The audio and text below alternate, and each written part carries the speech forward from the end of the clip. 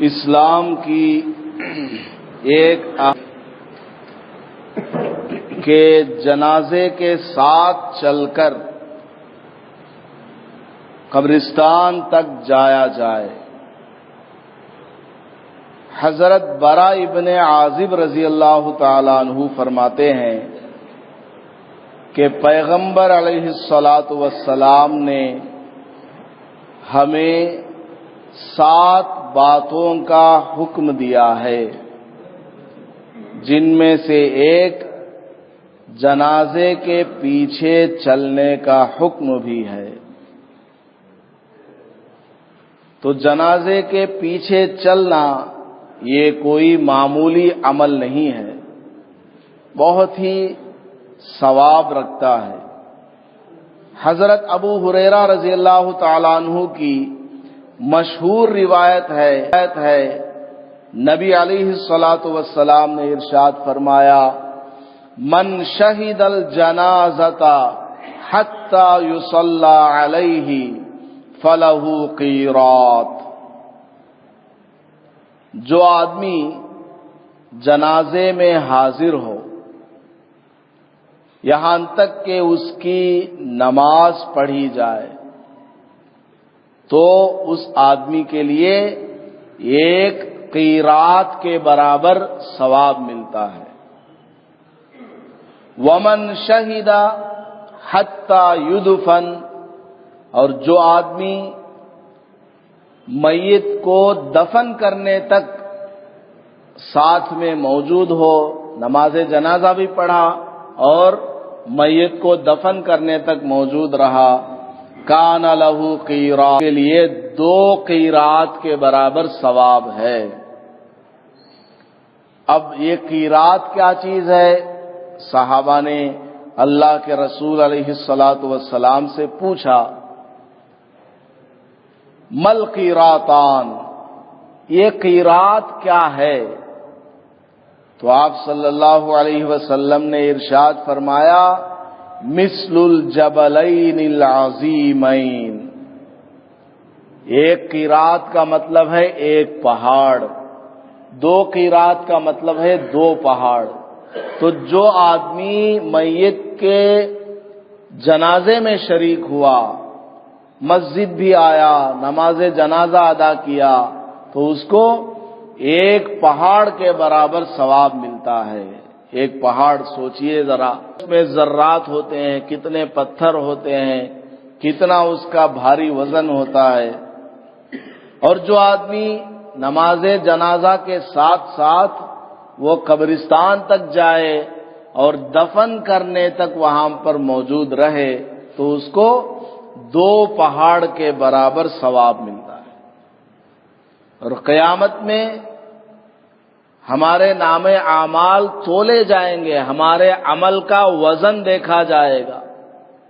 اگر ہم نے نماز جنازہ پڑھا ہوگا اور قبرستان میں دفن تک ہم نے شرکت کی ہوگی، اس طرح کے اعمال ہم نے کیے ہوں گے، تو وہاں پر ہمارے اعمال کا وزن بڑھنے میں یہ چیزیں ساتھ آئیں گی۔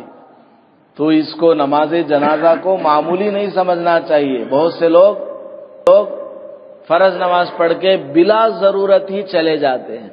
ارے کسی کا جنازہ ہے، کوئی بڑا آدمی مر جائے تو دور دور سے لوگ آتے ہیں، فلاں مالدار مر گیا ہے، فلاں سیٹھ مر گیا ہے، فلاں لیڈر مر گیا ہے۔ کیوں؟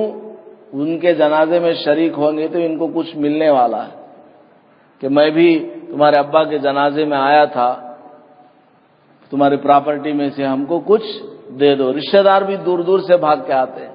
اگر کوئی غریب رشتہ دار مر جاتا ہے، محلے کا کوئی غریب آدمی مر جاتا ہے، تو اس کی نماز جنازہ میں شریک نہیں ہوتے ہیں لوگ۔ ارے فلاں آدمی مر گیا، اس کے نماز میں کیا جاؤ، اس کا جنازہ کیوں اٹھاؤ، ایسا لوگ سمجھتے ہیں۔ نہیں، چھوٹا ہو بڑا ہو سب مسلمان ہے، اور کسی کو معلوم نہیں ہے کہ کون سے مسلمان کا اللہ کے یہاں کیا مقام ہے۔ نبی علیہ الصلاۃ والسلام نے صحابہ سے ایک مرتبہ پوچھا کہ ایک عورت تھی جو میری مسجد میں جھاڑو لگایا کرتی تھی، وہ مجھ کو نظر نہیں آ رہی ہے، کہاں چلی گئی؟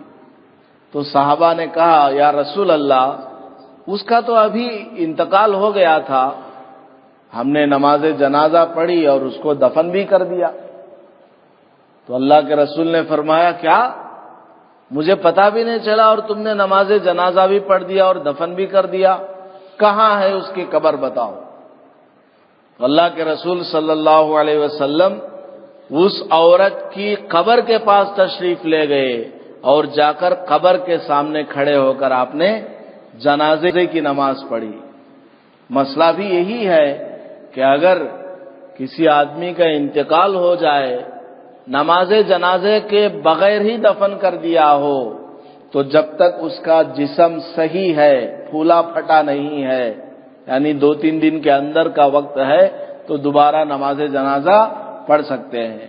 اور یہ حضور صلی اللہ علیہ وسلم کے لیے خاص ہے، کیا کبھی بھی وہ نماز جنازہ پڑھے، وہ ان کا مسئلہ الگ ہوتا ہے، حضور کے ساتھ ان کا مسئلہ الگ ہوتا ہے۔ خیر، تو بتانا یہ ہے کہ حضور صلی اللہ علیہ وسلم نے اس عورت کی نماز جنازہ قبر کے پاس جا کر پڑھی۔